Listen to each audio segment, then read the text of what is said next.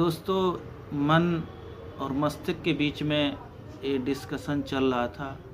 तो नेक्स्ट हम लोग उसी कड़ी में एक इम्पोर्टेंट कॉन्सेप्ट के साथ समझने की कोशिश करते हैं। एग्जाम्पल दो, एक आप लोगों ने शायद सुने होंगे। एक आगरा के पास एक बच्चे को और एक पीलीभीत में उत्तर प्रदेश में दो ऐसे एग्जाम्पल रहे हैं जिसमें भेड़िए ने बच्चे को मतलब लेके चले गए थे और अपनी वो गुफाओं में रखा था। दोनों बच्चों को एक पीलीभीत के शायद एक आगरा के पास दो केसेस इस तरह के थे जहाँ पे भेड़िए बच्चे को लेके गए थे। और जब बच्चे को लेके गए तो काफ़ी सालों तक भेड़िए ने बच्चे को अपने पास रखा।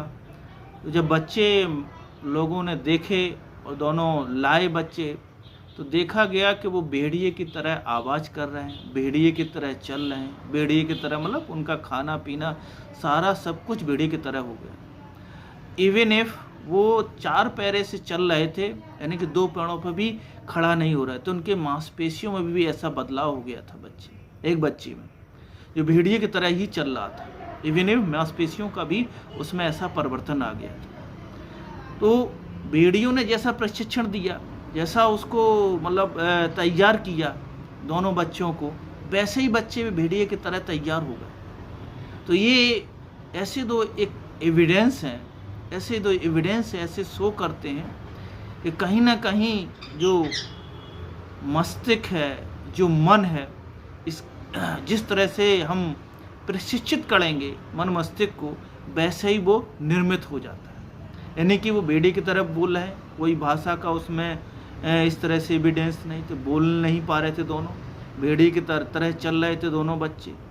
ये इम्पोर्टेंट केस हैं, स्पेशली बहुत इंटरेस्टिंग मतलब केस स्टडी रहे इस एग्जाम्पल, जो मोस्टली साइकोलॉजी के लिए भी, मोस्टली एजुकेशन के भी लिए और बच्चे को सिखाने के लिए भी हम समझ सकते हैं इन 2 इम्पोर्टेंट केसों से कि कैसा ऐसे हो गया। क्योंकि जब भेड़िए ने पाला है तो स्वाभाविक है, जो मनुष्य का बच्चा है तो उसको मनुष्य की तरह बोलना चाहिए, है ना, मनुष्य की तरह रहना चाहिए। नहीं, जब भेड़िए ने पाला तो उसके बहुत सारे जो गुण हैं, रहने का सलीका है, तरीका है, वो भेड़िए की तरह हो। तो ये जो एविडेंस हैं इस तरह से शो करते हैं कहीं ना कहीं, अगर हम मनुष्य के ब्रेन को जिस इन्वायरमेंट में रखेंगे वैसे ही वो निर्मित हो जाता है, वैसे ही वो निर्मित हो जाएगा। फॉर एग्जांपल जैसे ट्राइबल्स हैं, आप ट्राइबल्स देखिए, जोरबा जनजाति है जहाँ पर बहुत सारी हैं जो मेन स्ट्रीम की सोसाइटी से नहीं, तो वो आपस में उनकी भाषा सीमित है, उनके शब्द सीमित है ना। उसी तरह के आसपास का जो इन्वायरमेंट है, ब्रेन वैसे ही परसीव कर रहा है, वैसे ही चीज़ें वो सीख रहा, वैसे ही चीज़ें वो समझ रहा। तो ट्राइबल्स के एग्जाम्पल आप देख सकते हैं। तो उस तरह से बच्चे वो तैयार हो रहे हैं, निर्मित हो रहे हैं। तो माइंड का जो निर्माण है ना, मस्तिष्क का जो मन का जो निर्माण है, वो मस्तिष्क और बाहरी इन्वायरमेंट के इंटरेक्शन से निर्मित हो रहा है ना। 2 बच्चे का जो एग्जाम्पल है, वो एग्जाम्पल ये कर रहा है कि उसका मन भी वैसा ही निर्मित हो गया जैसा उन्होंने भेड़ियों ने चाहा। उसका शरीर भी वैसा ही, मस्तिष्क भी वैसे ही उनका परसीव करने लगा, उनका मन भी उसी तरह से निर्माण होगा जैसा उन्होंने भेड़ियों ने तैयार किया था।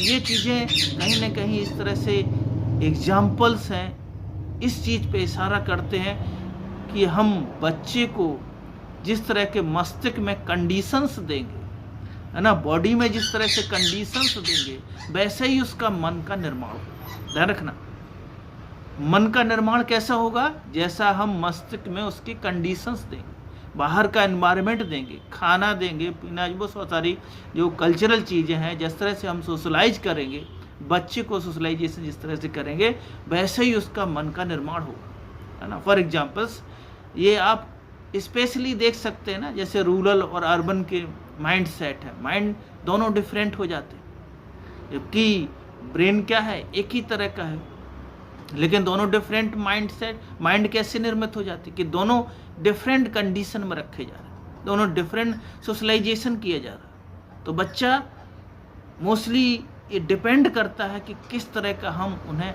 बाहर का एनवायरनमेंट दे रहे हैं, वो उसी हिसाब से परसीव करता रहता है। और जैसा ही परसीव करेगा वैसे ही उसका मन का निर्माण होगा। और ध्यान रखना, फॉर एग्जाम्पल्स है, अगर हम एक एग्जाम्पल्स इस हिसाब से आप समझ सकते हैं, अगर हम बच्चे को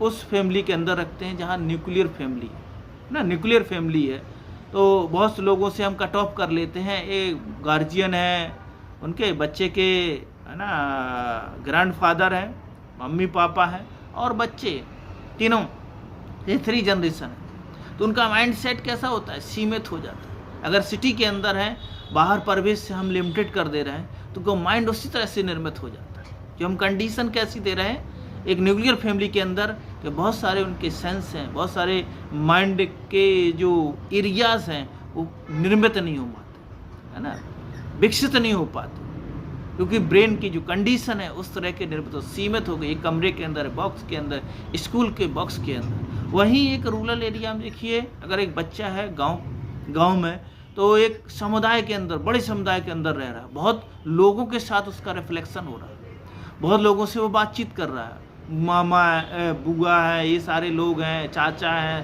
ताऊ के उनके लड़के हैं, तो डिफरेंट लोगों से उसका रिफ्लेक्शन हो रहा है, तो माइंड उसका उसी हिसाब से बनेगा। ध्यान रखना, जिस तरह की परिवेश और कंडीशंस हम दे रहे हैं ह्यूमन ब्रेन को, मस्तिष्क को, वैसे ही उसमें कंडीशन निर्मित होगी, वैसे ही उसका माइंड बनेगा। जबकि मोस्टली जो थिंकिंग आ रही थी, जो विकसित अभी तक आ रही थी थियरी माइंड के बारे में, ऐसा माना जा रहा था पहले ही से माइंड होता है, पहले ही से माइंड होता है ब्रेन के अंदर। नहीं, अगर ऐसा होता तो भेड़ियों को ले जाके दोनों बच्चे ले गए थे, तो उनका माइंड विकसित नहीं हो पाया। उनकी ब्रेन की जो कंडीशन है भेड़ी ने वैसी बना दी थी, अपने एनिमल की तरह, जानवर की तरह, तो उनका मन वैसा बनना चाहिए था, मनुष्य की तरह, दोनों बच्चों का। लेकिन दोनों बच्चों का मन वैसा नहीं बन पाया, भेड़िए की तरह हो गया, भाषा उसी तरह से, आवाज़ ही उसी तरह के निकल रही। तो सारी क्षमताएं होने के बावजूद, कैपेबिलिटी होने चाहिए, ब्रेन की कैपेसिटी होने के बावजूद, ये टोटली डिपेंड करता है कि बाहर का एनवायरनमेंट हम कैसा दे रहे हैं, कितने लोगों से जो है रिफ्लेक्शन कर रहे हैं, कितने लोगों से हम बातचीत कर रहे हैं, उसी हिसाब से हमारा माइंड का जो दायरा है निर्मित होता है। कितने लोगों से बातचीत कर रहे हैं ना, देखते हो आप, बहुत सारे बिजनेस पे बच्चे होते हैं ना, बिजनेस करने वाले दुकानदार बैठे होते बच्चे, तो उनका जो माइंड है दूसरे प्रकार का हो जाता है, बहुत लोगों से रिफ्लेक्ट करने पर, है ना हमारा।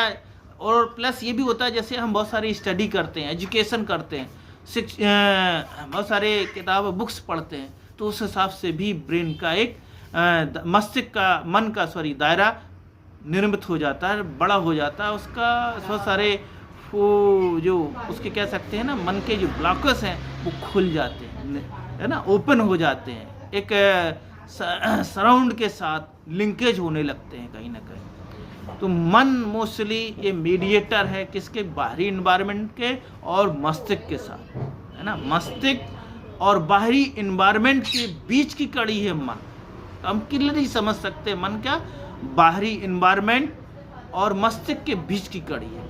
तो हम जो जितना भी लर्निंग है वो माइंड के थ्रू, ब्रेन में कंडीशन के रूप में, और ब्रेन में जिस तरह से कैपेसिटी, मन की क्षमताएं, जिस तरह से ज़्यादा सीखेंगे, इन्वायरमेंट से जितना इन्वायरमेंट करेंगे, पीपल्स के ज़्यादा इंट्रैक्शन रखेंगे, किस टाइप का इंट्रैक्शन करेंगे, किस तरह का हमारा सोशलाइज होगा, वैसे ही मन का निर्माण हो जाएगा। क्लियर है, हम समझ सकते हैं। तो ये बहुत नेसेसरी है, आवश्यक है समझने के लिए मस्तिष्क का जो करेक्टर है और मन का जो नेचर है, तभी हम अपने बच्चों को एजुकेशन, शिक्षा को जो डायमेंशन है वो देने को समझ सकते हैं, अदरवाइज, है ना। तो ये नेसेसरी है, आवश्यक समझना इसकी ब्रेन की जो कंडीशंस है ना, किस तरह से हिस्टोरिकली कैसे निर्मित हुआ। जब तक अभी तक की जो मोस्टली फोकस थिंकिंग है वो ह्यूमन माइंड और ब्रेन, मस्तिष्क और मन को एक साथ देखती रही है, सेपरेट नहीं देखती रही।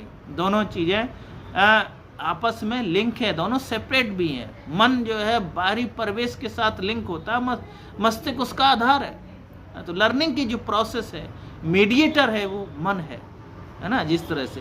तो तो मन ब्रेन को जैसे ही हम तरह से कंडीशंस देंगे, जिस तरह का परिवेश देंगे, वैसे ही मन हमको लर्न करके सीखने का, उस हिसाब से अपने आप मन का अपना दायरा निर्मित होगा सीखने का, है ना। जितने स्टिमुलस देंगे, जितने ज़्यादा लोगों से बातचीत करेंगे, जितना हम चीज़ें सीखने के लिए स्पेस देंगे, वैसे ही हमारा मन निर्मित होता चला है। ध्यान रखना, जो आप लोगों ने देखा होगा ना, जो मोस्टली एजुकेशन से दूर हैं, जो कम पढ़े लिखे हैं, या फिर जो लोगों से कम इंटरेक्शन करते हैं, उनके माइंड का जो दायरा है वो सीमित हो जाता है, लिमिटेड रहता है ना। तो माइंड का जो दायरा है एक्सपेंड करना है, बड़ा करना है, वो कहीं ना कहीं आपको तो नॉलेज गेन करिए, बुक्स के थ्रू, किताबों के थ्रू, या फिर लोगों से इंटरेक्ट कीजिए। हम लर्निंग बाहरी इन्वायरमेंट से ज़्यादा पीपल के साथ, लोगों के साथ इंटरेक्ट करेंगे, तो हमारे मन का, माइंड का